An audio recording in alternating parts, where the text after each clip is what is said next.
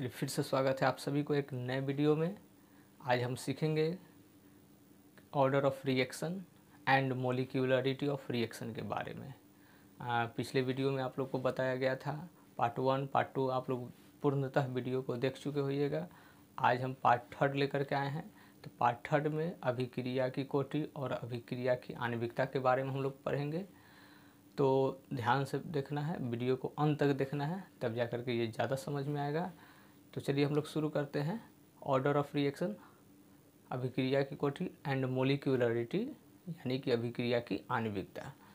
तो part 1 part 2 आप लोग पूरा देख लीजिएगा, तभी जा कर के पार्ट 3 समझ में आएगा। तो चलिए, अगर आप नए हैं तो इस चैनल को सब्सक्राइब भी कर लीजिएगा। देखते हैं हम लोग ऑर्डर ऑफ ए रिएक्शन। ध्यान दीजिएगा, ऑर्डर ऑफ ए रिएक्शन अच्छा से समझिएगा, ज़्यादा समझ में आएगा। वीडियो को अंत तक देखिएगा। ऑर्डर ऑफ रिएक्शन क्या कहेंगे इसको? अभिक्रिया की कोटि। अभिक्रिया की कोटि। तो अभिक्रिया की कोटि है क्या, समझना है अच्छा से। ध्यान दीजिएगा आप लोग कि जैसे हम आपको बता चुके हैं पिछले ही वीडियो में कि अभिक्रिया की दर, अभिक्रिया की दर यानी कि R, समझिएगा अच्छा से।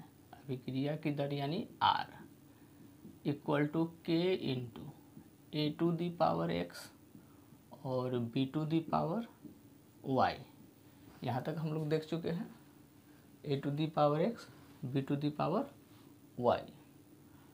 अब इसके बाद X Y क्या है ये भी हम बताए थे कि ये ऑर्डर है। तो ऐसे समझिए कि इस इक्वेशन के लिए ऑर्डर ऑफ रिएक्शन क्या होगा? ऑर्डर ऑफ रिएक्शन यानी अभिक्रिया की कोटि। अभिक्रिया की कोटि, अभिक्रिया की कोटि होगा X प्लस Y। अच्छा से समझिएगा, अभिक्रिया की कोटि क्या होगा? X plus Y। ध्यान दीजिएगा, पावर जो होगा, हम इसका डिफिनीशन भी बता रहे हैं कि the sum of power of concentration of reactant, प्रतिकारक के सांद्रण के घात, पावर मतलब घात, के योगफल के बराबर होते हैं। समझिएगा अच्छा से, इसका डिफिनीशन भी हम आप लोग को लिखा देते हैं। प्रतिकारक के सांद्रण, प्रतिकारक के सांद्रण के घातों के योगफल को अभिक्रिया की कोटि कहते हैं। ध्यान दीजिएगा, प्रतिकारक के सांद्रण, प्रतिकारक के सांद्रण के घातों के योगफल को क्या कहेंगे? अभिक्रिया की कोटि कहेंगे। क्या लिखेंगे इसको? The sum of power of concentration, sum of power of concentration of reactant is known as, क्या कहलाता है? ऑर्डर ऑफ रिएक्शन कहलाता है।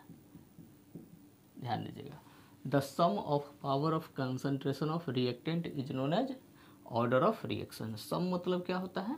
जोड़ होता है, योगफल होता है। सम जो है यानी योगफल, किसके पावर के? Concentration of reactant. ये रिएक्टेंट है, कंसंट्रेशन ऑफ रिएक्टेंट है। आपको बताया गया था A प्लस B और इस साइड प्रोडक्ट P। तो ये कंसंट्रेशन ऑफ रिएक्टेंट है। ध्यान दीजिएगा, अभिक्रिया के प्रतिकारक है। ये प्रतिकारक के घात जो है इसका sum of power of concentration of reactant. Power जो है पावर का सम होता है, ध्यान दीजिएगा आप लोग, पावर का सम होता है। जो पावर होगा उसको जोड़ देंगे, वही अभिक्रिया की कोटि होगा। जैसे एक रिएक्शन में हम आप लोग को बता रहे हैं, थोड़ा सा अच्छा से समझिएगा। जैसे A small A into capital A, small B into capital B, small C into capital C, और इस साइड प्रोडक्ट। ये पिछले वीडियो में भी बताए थे इस टाइप का रिएक्शन। तो इसका रेट ऑफ रिएक्शन पहले देखेंगे, समझिएगा। आपको बताए थे, पहले भी बताया गया था कि इस समीकरण को आप ऐसे भी लिख सकते हैं, R इक्वल टू के ए, समझिएगा। कैपिटल ए बड़ा ए के पावर छोटा ए, बड़ा बी के पावर छोटा बी, बड़ा सी के पावर छोटा सी, समझिएगा। A into B into C, अच्छा से समझिएगा। बड़ा ए कैपिटल ए के power small A, capital B के power small B, capital C के पावर स्मॉल सी। अभी आपको बताया गया है कि ये सांद्रता के घातों के प्रतिकारक के सांद्रता, यानी कि प्रतिफल से प्रोडक्ट से कोई मतलब नहीं है। तो इसका ऑर्डर क्या हो जाएगा, समझिएगा। ऑर्डर ऑफ रिएक्शन यानी अभिक्रिया की कोटि, अभिक्रिया की कोटि। अभिक्रिया की कोटि यहाँ पर क्या होगा, तो सम ऑफ पावर, ध्यान दीजिएगा। जितने भी पावर है उसको क्या करेंगे, जोड़ देंगे। ए प्लस बी प्लस सी, ए प्लस बी प्लस सी, ये क्या हो गया, कोटि हो गया। जैसे एग्जाम्पल में समझिएगा, एग्जाम्पल सेकंड कर देते हैं, फर्स्ट सेकंड। जैसे दिया रहेगा कि order of reaction R equal to, या प्रोपोर्शनल में भी रहेगा, प्रोपोर्शनलिटी भी रह सकता है, कि A टू दी पावर 1/2 अब B टू दी पावर -2, समझिएगा अच्छा से। R इक्वल टू के A टू दी पावर 1/2 और B टू दी पावर -2, इस टाइप का क्वेश्चन रहेगा। तो क्या करेंगे हम लोग, ध्यान दीजिएगा अच्छा से। क्या करना है, ऑर्डर ऑफ रिएक्शन निकालना है इसका। ऑर्डर ऑफ रिएक्शन, अगर ऑर्डर ऑफ रिएक्शन ए के रिस्पेक्ट में पूछा जाए, यानी WRT with respect to A, with respect to A के रिस्पेक्ट में पूछेगा तो ऑर्डर ऑफ रिएक्शन क्या हो जाएगा, 1/2 हो जाएगा। इसके बाद order of reaction with respect to B के रिस्पेक्ट में पूछा जाए तो कितना होगा, -2। अब इसका पूरा ऑर्डर क्या होगा, समझिएगा। जैसे कि एग्जाम में यही पूछा जाएगा कि ऑर्डर ऑफ रिएक्शन कैसे निकालते हैं, या ऑर्डर ऑफ रिएक्शन होता क्या है, तो sum of power of concentration of reactant, जो पावर होगा उसको जोड़ देना है। अब उसमें होल ऑर्डर निकालना है आपको, विथ रेस्पेक्ट टू नहीं निकालना है, लेकिन हम आपको जानकारी के लिए बता दे रहे हैं। तो होल ऑर्डर ऑफ रिएक्शन क्या होगा, या ऑर्डर ऑफ रिएक्शन क्या होगा कि पावर को जोड़ देना है, कुछ नहीं करना है, पावर को जोड़ देना है। तो इसका ऑर्डर ऑफ रिएक्शन या whole order of reaction, whole मतलब पूरे का, बात समझिएगा, पूरे का ऑर्डर ऑफ रिएक्शन क्या होगा। तो क्या करना है कि पावर को जोड़ देना है। तो क्या होगा, 1/2 प्लस -2, समझिएगा। पावर को यहाँ पर क्या किया जा रहा है, जोड़ा जा रहा है। फिर यहाँ पर समझिएगा 1/2 प्लस माइनस -2, कोई दिक्कत यहाँ तक। अब क्या करेंगे, 2 लघुत्तम लेंगे, यहाँ से अच्छा से समझिएगा, 2 लघुत्तम लेंगे। इसके बाद क्या करेंगे, 1 माइनस कितना हो जाएगा, 2 दूनी 4, यानी कि -3/2, क्या हो जाएगा इसका आंसर, -3/2 हो जाएगा। कोई दिक्कत इसमें? दूसरा क्वेश्चन हम लोग देखेंगे, एग्जाम्पल थर्ड देखते हैं। एग्जाम्पल थर्ड देखते हैं। मान के चलिए कि अगर r इक्वल टू के a⁴, ध्यान दीजिएगा, a⁴ 3 हो, b⁴ -1/2 हो, समझिएगा इस टाइप का हो। r इक्वल टू के a⁴ 3 b⁴ -1/2।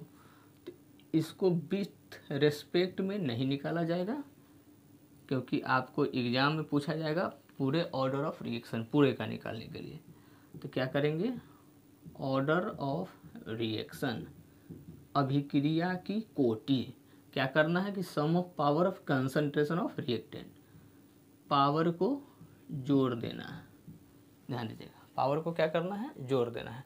तो 3 + -1/2, तो क्या हो जाएगा, 3 ± -1/2 हो जाएगा। तो क्या हो जाएगा नीचे 2, 6 - 1/2 यानी 5/2। ये आपका ऑर्डर ऑफ रिएक्शन आ जाएगा। कोई दिक्कत इसमें? तो एक बार हम लोग देखते हैं, ये रिवीजन भी कर लेते हैं हम लोग। ऑर्डर ऑफ रिएक्शन समझिएगा, ऑर्डर ऑफ रिएक्शन अभिक्रिया की कोटि, प्रतिकारक के सांद्रण के घातों के योगफल को अभिक्रिया की कोटि कहते हैं। घात, घात का मतलब यहाँ पावर होता है, समझिएगा, घात मतलब यहाँ पावर, सम का मतलब योगफल या जोड़। तो कंसंट्रेशन ऑफ रिएक्टेंट, ध्यान दीजिएगा, प्रोडक्ट से कोई मतलब नहीं है, कंसंट्रेशन ऑफ रिएक्टेंट, प्रतिकारक का जो ए और बी होगा या सी होगा या डी होगा, आगे जितने भी होगा इसका कंसंट्रेशन ऑफ रिएक्टेंट, उसका जो पावर होगा वो सबको जोड़ देंगे, वही क्या कहलाएगा, अभिक्रिया की कोटि कहलाएगा। ध्यान दीजिएगा आप लोग। तो पहले भी बताए थे कि यहाँ पे क्या करना है कि कैपिटल ए, बड़ा ए के पावर छोटा ए, कैपिटल बी के पावर छोटा बी, कैपिटल सी के पावर छोटा सी, स्मॉल सी। तो ये सब पावर को क्या करना है, पावर को जोड़ देना है। तो क्वेश्चन कैसे पूछा जाएगा समझिएगा अच्छा से। ऑर्डर ऑफ रिएक्शन में इक्वेशन दिया रहेगा और कहा जाएगा कि इसका ऑर्डर क्या होगा। तो कुछ नहीं करना है, बस पावर को जोड़ देना है। अब हम लोग इसके बाद सीखेंगे मोलिक्यूलरिटी ऑफ रिएक्शन, अभिक्रिया की आणविकता या अनुकता के बारे में। तो इसमें कोई दिक्कत, आप लोग को अच्छा से ये समझ में आ गया होगा। चलिए हम लोग देखते हैं हम नेक्स्ट टॉपिक, मोलिक्यूलरिटी ऑफ रिएक्शन, अभिक्रिया की आणविकता। अभी तुरंत हम लोग देखे हैं ऑर्डर ऑफ रिएक्शन, अभिक्रिया की कोटि, बस पावर को जोड़ देना है, इसमें ज़्यादा कुछ नहीं करना है, बस पावर को जोड़ देना है। अभिक्रिया की आणविकता क्या होगा कि नंबर ऑफ रिएक्टिंग मॉलिक्यूल, समझिएगा अच्छा से, प्रतिकारक में जो मोल होगा उसी को अभिक्रिया की अनुकता या अभिक्रिया की आणविकता कहते हैं। तो ये 3 टाइप्स होते हैं, 3 तरह के होते हैं। कौन कौन? एक अणुक, द्वि अणुक और त्रिअणुक, यूनिमोलिक्यूलर, डाईमोलिक्यूलर और ट्राईमोलिक्यूलर। तो यूनिमोलिक्यूलर कब होगा कि जब रिएक्टिंग मोलिक्यूल 1 होगा तब यूनिमोलिक्यूलर होगा। बाईमोलिक्यूलर या डाईमोलिक्यूलर कब होगा, जब नंबर ऑफ रिएक्टिंग मोलिक्यूल 2 होगा, यानी प्रतिकारक में कितना मोल होगा, 2 मोल होगा, तब इसको बाईमोलिक्यूलर या डाईमोलिक्यूलर कहेंगे।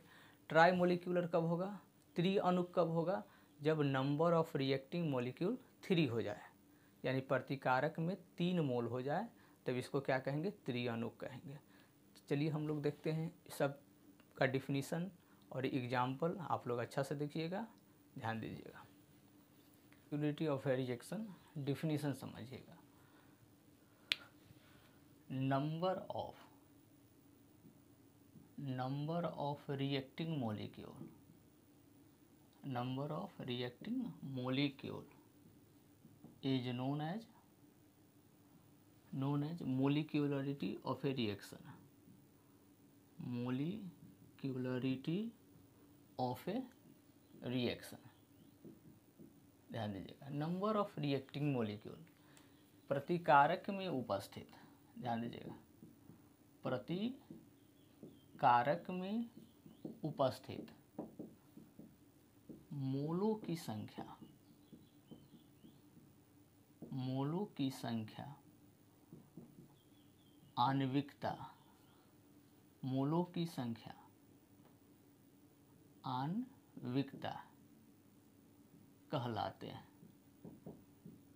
आणविकता कहलाते हैं, समझिएगा। प्रतिकारक में उपस्थित मोलों की संख्या क्या कहलाते हैं? आणविकता कहलाते हैं। जैसे समझिएगा, एग्जाम्पल मान के चलिए ए रिएक्टेंट है और बी प्रोडक्ट है, तो इसमें मोलिक्यूलरिटी आणविकता जो है, आणविकता यानी मोलिक्यूलरिटी कितना होगा? नंबर ऑफ रिएक्टिंग मॉलिक्यूल, समझिएगा, number of reacting molecule. Reactant में कितना मोल है? ये 1 मोल है, यहाँ पे कुछ नहीं है, तो इसका आणविकता मोलिक्यूलरिटी कितना हो जाएगा? 1 हो जाएगा। बस इस बात को समझिएगा। इसका 3 टाइप्स होता है, समझिएगा। टाइप्स ऑफ मोलिक्यूलरिटी, टाइप्स ऑफ मोलिक्यूलरिटी, मोलिक्यूलरिटी आणविकता के प्रकार, ध्यान दीजिएगा, आणविकता के प्रकार। आणविकता को 3 वर्गों में बांटा गया है, समझिएगा। यह 3 तरह के होता है। अच्छा से ध्यान दीजिएगा, कौन कौन होता है? 3 टाइप्स में।